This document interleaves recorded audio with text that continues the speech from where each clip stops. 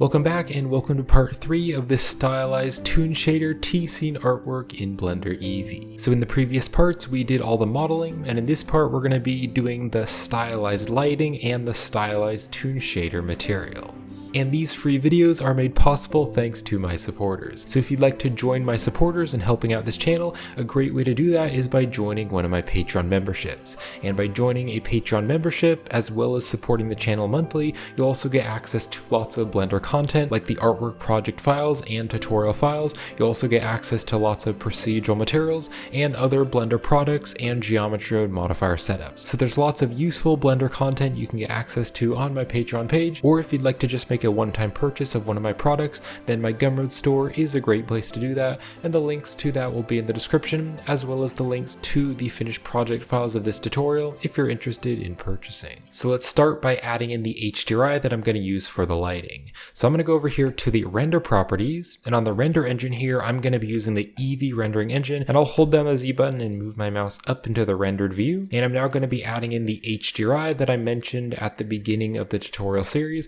So the link will be in the description to the free HDRI. So let's click over here on the world properties, and I'm going to click here on the yellow dot next to color, and I'm going to click on environment texture. And then let's click on the open button to open the HDRI. And here is the bathroom HDRI from polyhaven.com, and I downloaded the 1K version and the HDR version. So I'll click on this and then click on open image. And this will help to give some nice lighting to the scene. Now there is one other thing that I forgot. If I go back over here to the render properties, we switched this over to Blender Eevee, but I want to make sure I turn on a few of the Eevee settings just to make Eevee look a bit nicer. So I'm going to turn on the ambient occlusion, and that just makes the scene look a bit nicer and a bit more realistic. And I'm also going to turn on the screen space reflections as well. And then the motion blur, I just have that turned on default, but you really don't need to have this turned on. I am, however, going to turn on the bloom so that some of the lighter parts and some of the reflections are just a little bit glowing. And then also if I scroll down here to the color management, I'm going to use the view transform of Filmic,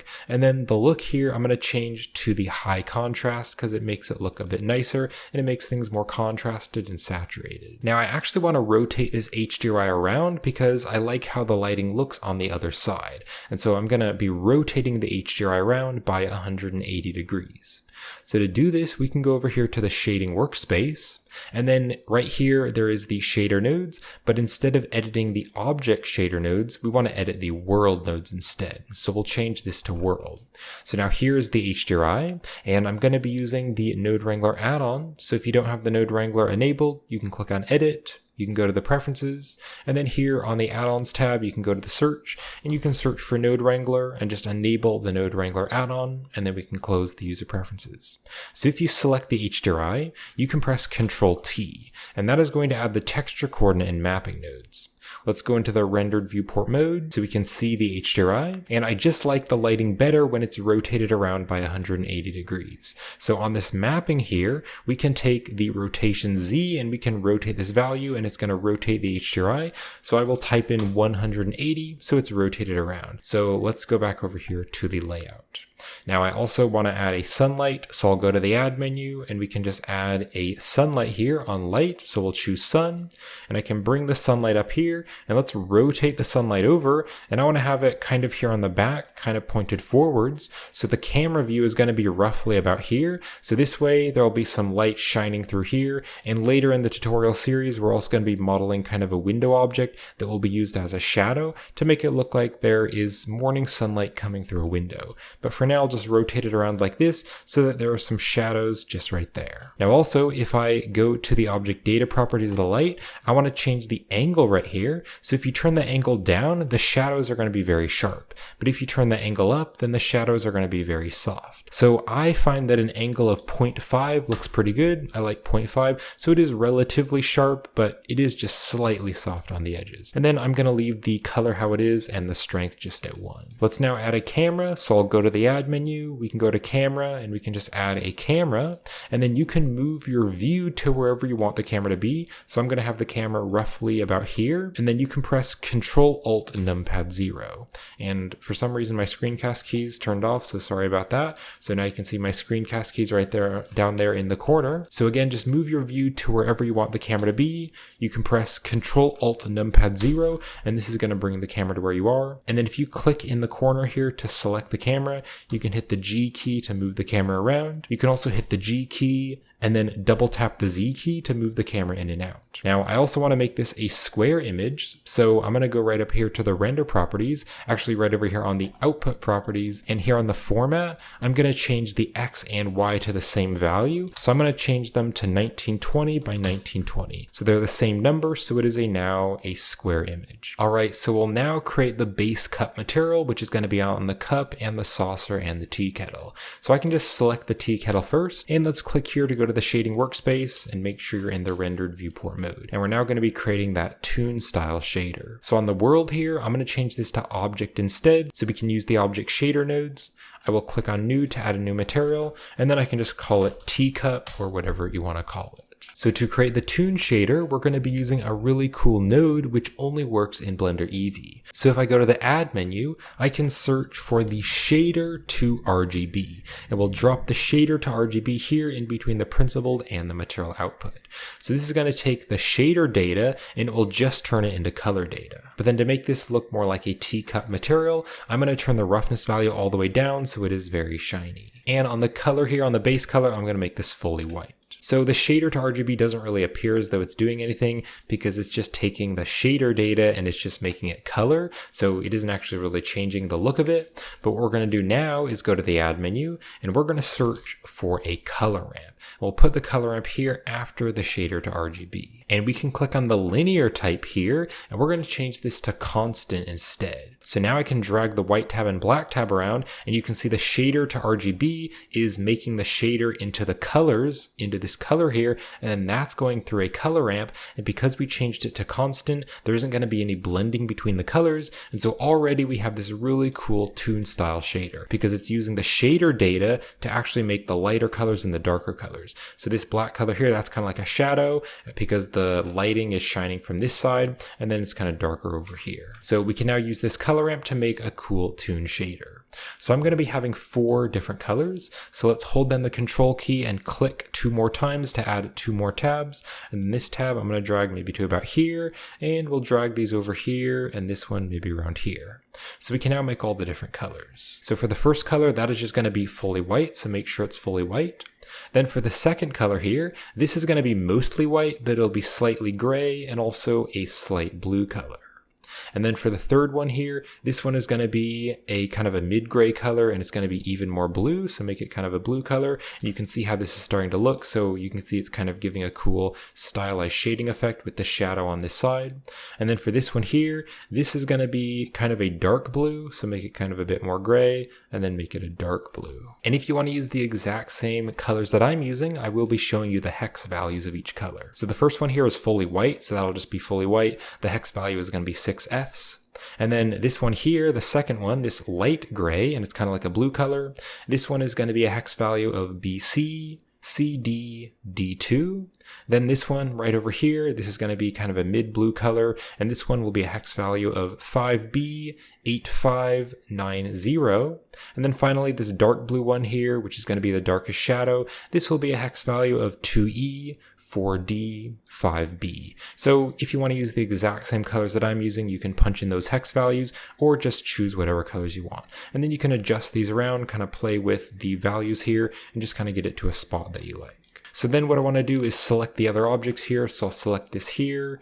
Let's click on this and choose the teacup. Let's also select the saucer, click here and choose the teacup so they all have that cool stylized material. And if you wanted to, you could also change the IOR value, and that's going to kind of change the look of it. So if you like a stylized look kind of like that, kind of more reflective, you could change the IOR. You could also turn up the metallic value if you want to, and that's going to give it another look. So the metallic and the IOR value are great values to play around with, as well as the roughness, but I'm not going to turn these up. I'll just turn the roughness to 0 and leave the other values how they are. So that is really it for that stylized shader. So we're now going to be creating the stylized wood table. So we'll select the table, let's click on new, and I'll just call it like wood table. And then for this material, we're going to go to the add menu, and we're going to start by adding a noise texture. So let's drop the noise texture here. And because we enabled the Node Wrangler add-on, I can hold down the Control and Shift key and select the noise texture, and that's going to preview the noise texture on the object. And with the noise texture selected, I'll also press Control T,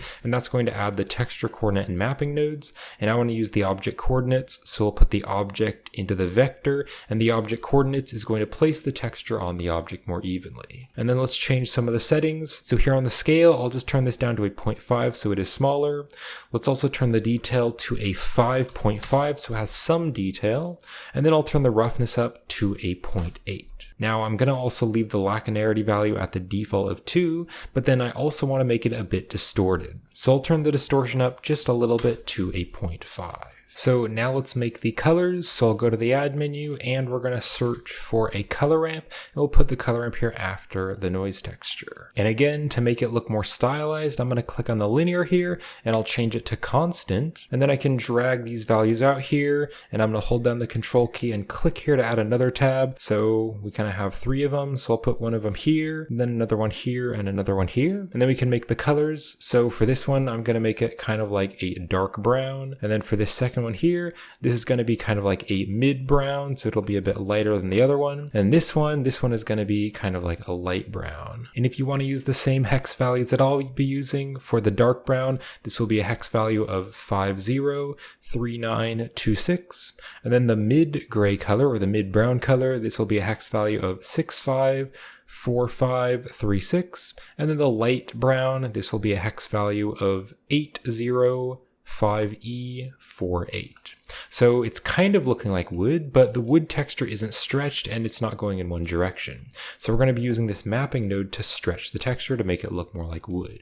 So here on the scale X, I'm going to turn this to a 0.45, and then here on the Y value, I'll turn this to a 3.4. So now it looks much more like a stylized wood. And then also if you want to change the scale value, you can. So I think maybe I'll turn this to like a 0.6. That's a little bit better. And of course, later on in the tutorial, when we actually scale this object here, we might want to change this. So you can adjust that scale value depending on the size of your object. So I'll box select all these nodes, and just to keep them nicely organized, I'll press Ctrl J to join them into a frame. And then if I select the frame and press F2 to add a label, I can just call this wood texture. Now there is a problem with this stylized wood, and that is that all of the shadow is disappearing. Now I can take this principled shader and I can just drop it right here, and that can go into the base color. However, now it doesn't look like a stylized wood because it has more realistic lighting. If I just take the color and put that into the surface though, it does look more like a stylized shader. So we're going to be creating a stylized shadow. So the first thing we need to do is create a shadow mask of where the shadow is, and then we'll use the shadow mask to mix between a lighter wood and a darker wood, so the darker wood will look like it's in the shadow. So I'll go to the add menu and I'm just going to search for a principled shader. Let's drop this here, and actually this principled shader, we can just delete it. Now after this principled shader, I'm going to go to the add menu and I'm going to search for the shader to RGB, and we'll plug the BSDF up to the shader. So if I Control Shift and select the shader to RGB to preview it, you can see it's white, but then it has the shadow. And then to make the shadow darker, I'll go to the add menu and we're going to search for a color ramp, and we'll put the color ramp after the shader to RGB, so stick it there. And then if I click on the linear here, I want to change it to constant instead.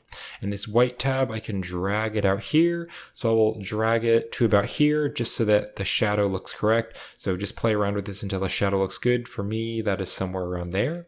So now you can see it's white here, but then it is black there just where the shadow is. And actually, if I go into the camera view, it looks like I need to bring this over a little bit so you can't see that little weird glitch right there. So now we have a mask of this color ramp of just where the shadow is. But because we are using the principled shader and the shader to RGB, the shadow mask is going to interact with the light. So if the light changes, the shadow changes. So now I want to use this as a factor value to mix between a lighter wood and a darker wood. So I'll go to the add menu and I'm going to search for a mix color. Let's drop the mix color right here. And the color ramp can go into the factor. Now Now also, to keep the nodes nicely organized, I can box select these nodes and I'll join them together into a frame, and I'll press F2 to add a label, and I will call this shadow, or you could call it shadow mask. So now I can take this color here and I can put that into color B, and then we can take color A, and you can see if I make this fully black, that's the shadow. So right now the shadow is fully dark because color A is black, and then the rest of it, which is in the light, that is going to be the color ramp here, which is the wood texture. But I don't want it to be fully black, I just want to make it a darker wood. So I'll take this color and I'll put that into color A, so now it's using the same color, but then I can go to the add menu and I can search for the hue saturation value, and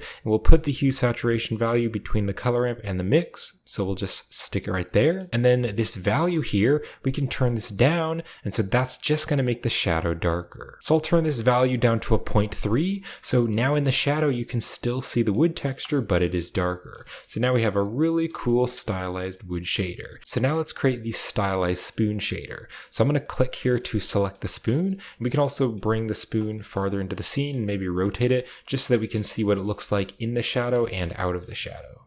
So we can actually click right here and we can choose the wood table because this material is similar, but then I'm going to click on this button here to duplicate the material. And if I click on the name, I can just call this spoon. So now here on this wood texture, I'm going to click here to select the wood texture, and I'll hit X to delete it because we're going to be adding in a new material here. So to make the spoon, I'll go to the add menu and we can search for another principled shader, and let's just stick this down here. And then because it is a shiny spoon, we want to turn the roughness really small to like a 0.05, so it's really shiny. And if I control shift and click on it to select it, you can see it looks nice and shiny. And also I'm going to turn the metallic value all the way up to 1 because it is kind of like a stainless steel. Now right now this looks more realistic, but to make it look more stylized, I'll go to the add menu and we're going to search for the shader to RGB again. So it takes the shader data and it just makes it color data. And then again, like we did before, we're going to add a color ramp and we'll put this here after the shader to RGB. So then again, to make it look stylized, we'll click on the linear and we'll change it to constant on the color ramp.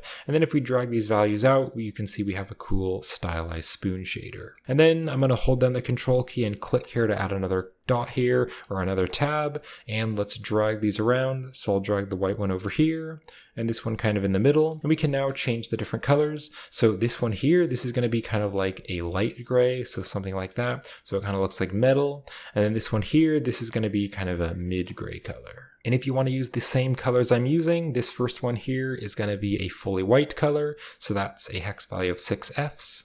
Then this one here, the mid gray color, that will be a hex value of 6Cs. And then for this darker gray color, this one is going to be a hex value of 7F, 7F, 7F.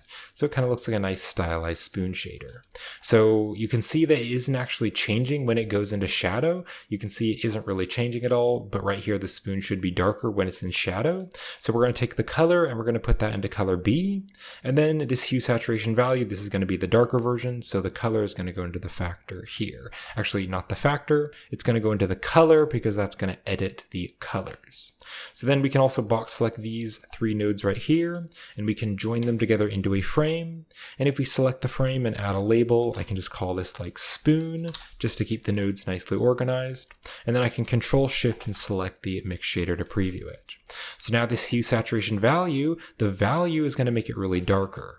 So if I control shift and select this hue saturation value, this is going to be the spoon material in shadow. And then this one here, this is the spoon material out of the shadow. And so now this mix node is mixing between the shadow and the light. And then the shadow mask is actually telling it where it's going to be in shadow. So if you control shift and select the color ramp, you can see the color ramp is having a mask of where the shadow is. Now I actually want to make this spoon shader a bit lighter, and then the shadow is going to be a bit darker. So here on the hue saturation value, I will turn this to a 0.2 so it's a bit darker. And then I will also go to the add menu and search for another hue saturation value, and we're going to put this one in the bottom one. And this one, I'm going to turn the value up to like a 1.3. So now the spoon is even lighter and the shadow is even darker, so there's a bit more contrast. So now let's go over here to the napkins and we're going to create the cloth napkin materials. So let's click on the drop down and we can choose the wood table because it's similar, but then we'll click on this button here to duplicate the material so it is separate. and I can rename it, and I'll rename it to cloth napkin, or you can rename it to fabric napkin. And then let's also click on this object here, the other napkin, and we'll choose the cloth napkin. Now this wood texture, we don't need it, so we're going to box select the wood texture and delete it because we're going to be adding in a new texture. So I'll go to the add menu and I'm going to search for the principled shader. Let's drop the principled shader down here. And then I'm going to go to the add menu and I'm going to search for an image texture. Let's drop the image here, and the color can go into the base color. So now let's click on the open button to open up the image. And here is the fabric image that I'm going to be using. So again, the link is in the description to the free image from Ambient CG. So I downloaded the 2K JPEG version of this texture, and once you download it, you'll get a zip file, and you just need to extract the zip file and go into the extracted folder. And there's going to be multiple texture maps like the color and the roughness and the normal, but I'm just going to be using the color map. So just choose the color map or the base color, and we'll click on open image. Now also with the fabric texture selected, I'll press Ctrl T to add the texture coordinate and mapping. And here on the texture coordinate, I want to make sure that it's set to UV. So put the UV into the vector so it's using the UV coordinates of the object. And then I can Control Shift and select the principled texture to preview it. Now we didn't actually have to do any UV unwrapping, and that is because the default plane that we added when we created this already had a UV map. So you can see the UV map already looks correct. Now we can also change the scale if we want to. So on the scale values, I'm going to click and then drag down and then let go. And I'm going to change these to a 1.5 so that the cloth texture is just a little bit smaller. And then here on the roughness value of the shader, I'm going to turn the roughness all the way up to 1 so that the napkin is very rough. And then here at the very end of the setup, we're going to go to the add menu. And again, we're going to search for the shader to RGB, and we'll stick this here after the principled shader. So let's box select these nodes, and I'll join them together into a frame just to keep them nicely organized. And I'll add a label to the frame, and I can call this like cloth or cloth texture, whatever you want to call it. Now I do want to change a few things to the shadow mask because the shadow mask doesn't look quite the best right now. So I'm going to Control Shift and select the color ramp, and you can see that shadow mask just looks a little bit weird on the napkin, so I want to change it a bit. So one thing that I want to do here on the principled shader is change the roughness all the way to 1, and then here on the base color, I'm going to make this like a dark gray. And the hex value for this shadow mask base color is going to be a hex value of 5B, 5B, 5B. So now let's change some of the colors here of the color ramp because it looks fully dark. So I'm going to drag this white tab way over and drag it really close, and now that's starting to look a bit nicer. I'm also going to hold down the Control key and click here in the center just to add another one. And this one here in the center, this is going to be kind of like a mid-gray color. So we're going to have fully white, then a mid-gray color, and then a really dark color. And the really dark color is going to be that deep shadow, which is kind of in there in the cracks. And if you want to use the exact same dark gray color, the hex value will be 404040. So we now want to make sure that this shadow mask is going into the factor of the mix shader, and let's Control Shift and select the mix shader to preview it. And we now just want to do the same setup. So the shader to RGB is going to go into the color of the hue saturation value, and it's also going to go into the color B here of the mix. So now if I move this around, you can see when it's in shadow, it's a lot darker, and when it's in the light, it is much brighter. And here on the value, on the hue saturation value, I'm going to change this up, so I'll turn this up just a little bit to 0.4. So now we have some cool stylized shading. Let's press Ctrl S to save, and the last material that we're going to create, and the last thing in this part, is to create the liquid tea material. So we'll select the tea liquid object, and again, we're going to click on the drop down, and we can add the wood table because it already has a similar setup. But then we'll click right here to duplicate the material, and I can just call it liquid, or let's call it like liquid tea, something like that. And then we can box select these nodes here because I want to create a new setup, a new material setup. So I'll hit the X key just to delete those. So I'm going to go to the add menu and I'm going to search for a new noise texture. Let's drop the noise texture here, and then I'll press Ctrl T with the noise texture selected to add the texture coordinate and mapping nodes. And I want to use the object coordinates, so I'll put the object into the vector, and then I can Control Shift and select the noise texture to preview it. Let's drag these back here, and I can change some of the noise texture settings. So I'll leave the scale at 5, and I'll turn the detail all the way to 15, so it's very detailed. And then this distortion here, I'll also turn this up to a 2, so it is pretty distorted. And you can see that's kind of looking like liquid. But then I want to have the liquid very stylized and have it kind of rotating around in a circle. So I'm going to distort this using another texture. So I'll go to the add menu, and I'm going to search for the gradient texture. And we'll drop the gradient texture here in between between the texture coordinate and mapping and the noise. So drop it here. So this way, because it's going through the mapping, the gradient texture is going to distort the placement of the noise texture. Now, I want to change the gradient texture type, and I'm going to change it to spherical instead. And this way, the gradient is going to be a circle, so if I Control Shift and select it to preview it, you can see it's light here, but then it gets dark as it goes farther out. So if I Control Shift and select the noise texture, it's distorting the noise texture, and so it's making that cool circular look. But I don't want it to be that distorted because you can't really see any of the noise. So I want the gradient texture to have less of an effect over the noise texture. So I'll go to the Add menu and I'm going to search for the mix color, and we'll drop the mix color between the noise and the gradient. And then I want to plug this mapping vector. We're going to plug that up into color B, but then this gradient, this is going to go into color A. So then here on the mix type, I'm going to click on this and I'm going to change it to the linear light instead. So if the factor is turned all the way up to 1, it's just using the noise, but if I turn the factor all the way down to 0, it's using more and more of the gradient. So all the gradient or all the noise. So I'm going to turn the factor to a small value of a 0.065. And this way you can definitely see that noise in there, but it is very circular. So it kind of looks like someone used the spoon and kind of mixed up the tea, and they also maybe poured some creamer or some half and half into the tea, so it's kind of swirling around in a circle. But it doesn't look stylized, so I want to add a color ramp to make it more stylized. So we'll drag these nodes back here, and I'll go to the Add menu and I can search for a color ramp, and we'll put the color ramp here after the noise texture. And then of course, to make it look more stylized, we can change the linear type to constant so there's no blending. So I can now drag this value over and you can see we're getting that really cool stylized look. So I'm going to drag this tab to maybe about here, and then I'll hold down the Control key and click here to add another tab. And then this tab, we're going to make this kind of like a brown color for the T. So something like that. And then this one here, this is going to be a little bit of a lighter brown. This one here, let's make this a bit darker. And this one here, we'll make it a bit lighter and maybe a little bit more saturated. And then this one here, this is going to be more of the milk, so it will still have the tea, but it'll be a little bit more of like the half and half or the creamer. If you want to use the same exact colors that I'm using, then you can use the same hex values. So this dark brown will be a hex value of 8D5833, and then the mid brown color, this will be C1, 7A, 6A, and then this light brown or kind of this orangey color, kind of a tannish peachy color, will be FFBB B6. So let's box select all of these nodes. We'll press Ctrl J to join them together into a frame, and then I can select the frame and I'll press F2 to add a label, and I can just call it like T liquid. So now let's do the same setup. So the color ramp color is going to go into color B.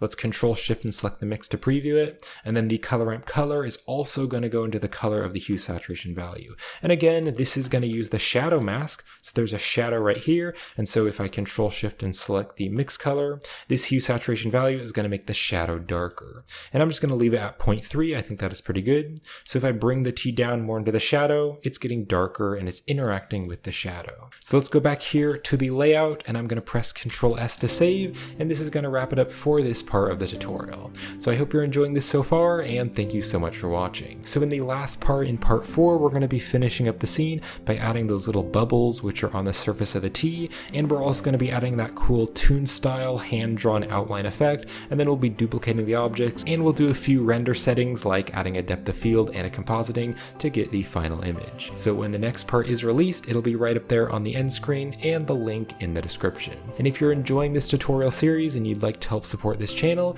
then some great ways to do that are by checking out my Gumroad store and Patreon page, where you can get access to lots of Blender content and also support the channel. So thank you so much for watching, and I'll see you in the final part.